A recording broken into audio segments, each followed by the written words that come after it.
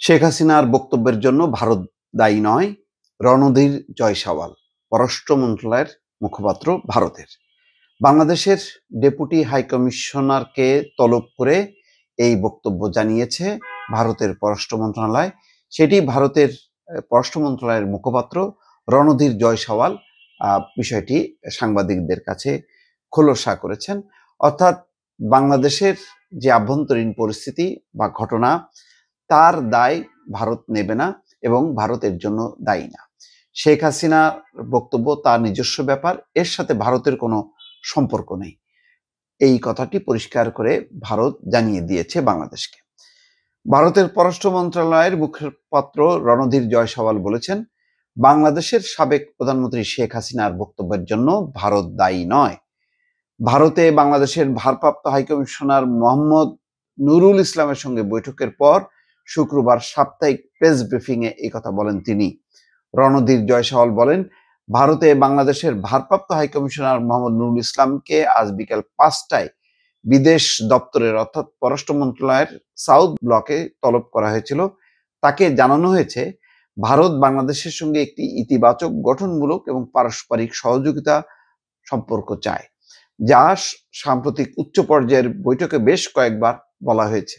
তিনি বলেন, তবে এটা দুঃখজনক যে বাংলাদেশের একাধিক বিবৃতিতে ভারতকে নেতিবাচকভাবে চিত্রায়িত করা হয়েছে এবং তাদের আভ্যন্তরীণ সমস্যার জন্য আমাদেরকে দায়ী করা হয়েছে। বাংলাদেশের এই বিবৃতিগুলো ক্রমাগত নেতিবাচকতার জন্য দায়ী। শেখ হাসিনার মন্তব্যগুলো তার একান্ত ব্যক্তিগত উল্লেখ করে ভারতের পররাষ্ট্র মন্ত্রণালয়ের মুখপাত্র বলেন, এতে ভারতের কোনো ভূমিকা নেই। বিষয়টি ভারত সরকারের অবস্থানের সঙ্গে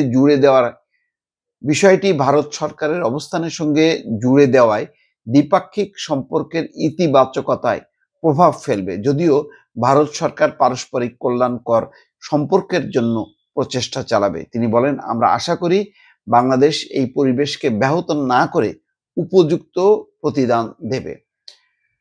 একটি বিষয় মুখপাত্র বলেননি, যে বাংলাদেশ যেটি বলেছে যে ভারতে আশ্রয় নিয়ে ভারত থেকে দফায় দফায় বারবার বিবৃতি, বক্তব্য দেওয়ার কারণেই বা রাজনৈতিক কার্যক্রম চালানোর কারণেই এই পরিস্থিতির সৃষ্টি হচ্ছে। এর জন্য বাংলাদেশ সরকারের অনুরোধ ছিল শেখ হাসিনা যেন চুপ থাকেন, তিনি যাতে বাংলাদেশের পরিস্থিতি নিয়ে ভারত থেকে কোনো বক্তব্য, বিবৃতি না দেন। কিন্তু সেই বিষয়ে রণধীর জয়সওয়াল কোনো বক্তব্য দেননি বা পররাষ্ট্র মন্ত্রণালয় আলাদাভাবে কিছু বলেনি। তারা শুধু বলেছেন যে শেখ হাসিনার মন্তব্যগুলো একান্তই তার, অর্থাৎ এর সঙ্গে ভারতের কোনো সম্পর্ক নেই। তো বিষয়টি একটা ঠিক এবং একটা ইঙ্গিত দিয়েছে যে এই বিষয়গুলি ভারতের উপর চাপানো মানে হচ্ছে ভারতের সঙ্গে বাংলাদেশের যে দ্বিপাক্ষিক সম্পর্ক আছে সেই সম্পর্কটা উন্নত করার বদলে এটি আবার পেছন দিকে চলতে থাকবে, অর্থাৎ নেতিবাচক অবস্থানের দিকে মোড় নেবে। সুতরাং ভারত বলছে যে তারা বাংলাদেশের সঙ্গে একটি গঠনমূলক ইতিবাচক সম্পর্ক চায়। সেই সম্পর্কটা রক্ষা করতে গেলে কোনোভাবেই এই শেখ হাসিনার বক্তব্যের দায় দায়িত্ব ভারতের উপর চাপানো যাবে না।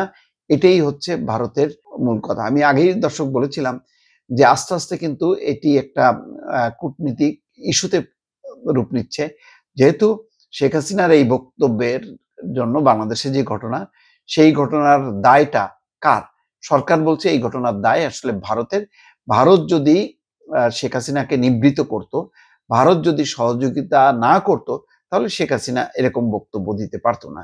কিন্তু সেই ব্যাপারে ভারত এটা বলেনি যে বাংলাদেশের তার রাজনৈতিক আশ্রয় আছে এবং সে তার একটা মৌলিক মানবাধিকার বা গণতান্ত্রিক অধিকার আছে, সে বক্তব্য দিতে পারে। এই সব বিষয় কিন্তু খোলাসা করেনি। এমনকি এর আগে যে কূটনীতিক ভার্বাল দিয়েছিল, কূটনৈতিক নোট দিয়েছিল, ভার্বাল নোট ইস্যু করেছিল, যে বাংলাদেশ বলেছিল যে শেখ হাসিনাকে প্রত্যর্পণের জন্য বিচারের লক্ষ্যে, এবং যেহেতু গণহত্যার অনেকগুলো হত্যা মামলা তিনি প্রধান আসামি, সুতরাং তাকে যেন ফেরত পাঠানো হয় এবং সেই ক্ষেত্রে যে অপরাধ প্রত্যর্পণ চুক্তি আছে সেই চুক্তির আওতায় যেন শেখ হাসিনাকে ফেরত পাঠানো হয়।